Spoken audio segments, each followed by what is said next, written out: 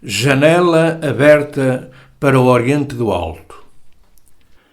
A explicação de textos da Escritura Sagrada. Mas bem-aventurados os vossos olhos, porque veem, e os vossos ouvidos, porque ouvem. Evangelho de Mateus, capítulo 13 e verso 16. Vamos analisar primeiro o texto ao pé da letra. Se o achais muito inteligente segundo a razão geral, ainda estáis longe da verdade e da luz nelas contidas. Se o classificais como disparate, estáis bem mais próximos da verdade e da luz. Um brincalhão poderia afirmar: concordo. A quem reconhece a Bíblia toda como disparate, já é a própria luz e a verdade. Mas não me refiro neste sentido ao texto, pois contém um sentido puramente celestial, totalmente oposto ao racional. Sabeis que somente o sentimento é capaz de uma vibração de felicidade, isto porque somente o amor, ou o espírito na criatura, é a vida e capaz de qualquer sensação. Assim sendo, a bem-aventurança não se manifesta na visão e audição. Ambas são apenas instrumentos sensoriais, obrigados a servir ao espírito para as suas manifestações. Nem o olho, nem o ouvido são capazes de sentir uma felicidade, mas o espírito pode fazê-lo por ambos e os demais sentidos físicos.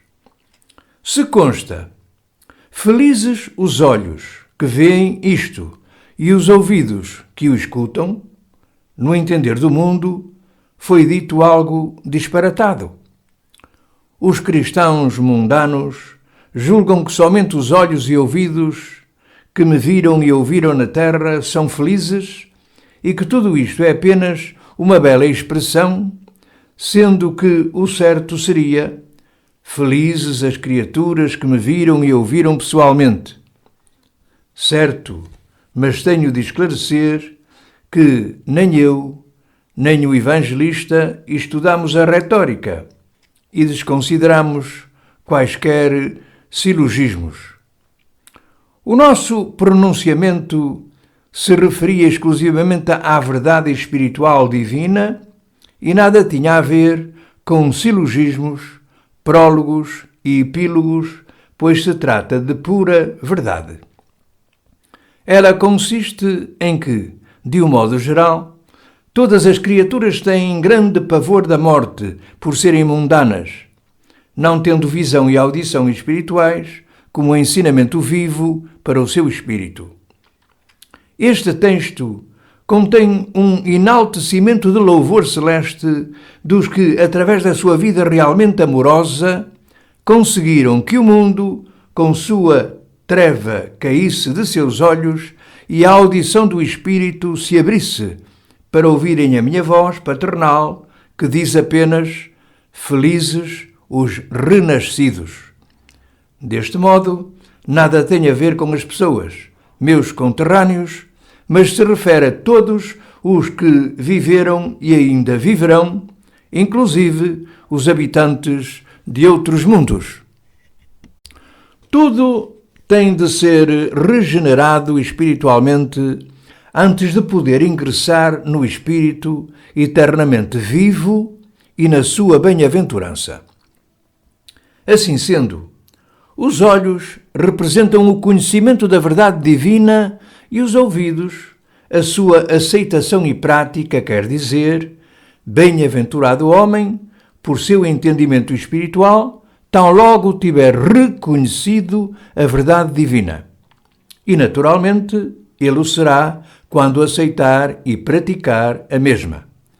Então receberá o renascimento do Espírito, segundo o qual não verá, nem sentirá ou saboreará a morte. Eis a explicação certa deste texto. Mas seria mal aplicado nos que leem muitas obras à procura da luz ou nos que, não podendo ler, ouvem muitas prédicas e ensinamentos cristãos. Estes saem da igreja do mesmo modo que entraram. Muitos, ao chegarem à porta da igreja, não se lembram de uma palavra sequer da prédica, e muitas vezes os ouvidos dos fiéis não são bem-aventurados, principalmente quando o pastor, com pouco amor ao próximo, pintou o inferno tão horrendo e o caminho para o céu tão estreito, íngreme e cheio de espinhos, a ponto de se tornar difícil aos ouvintes decidirem-se. Chegam a pensar: o inferno é quente, mas é alcançado por um caminho muito prático. O céu oferece a maior bem-aventurança, mas quem poderá atingi-lo no caminho quase intransitável? Tais ouvidos não são os mais bem-aventurados, tampouco os olhos dos intelectuais que muito veem, sem serem o que mais desejariam.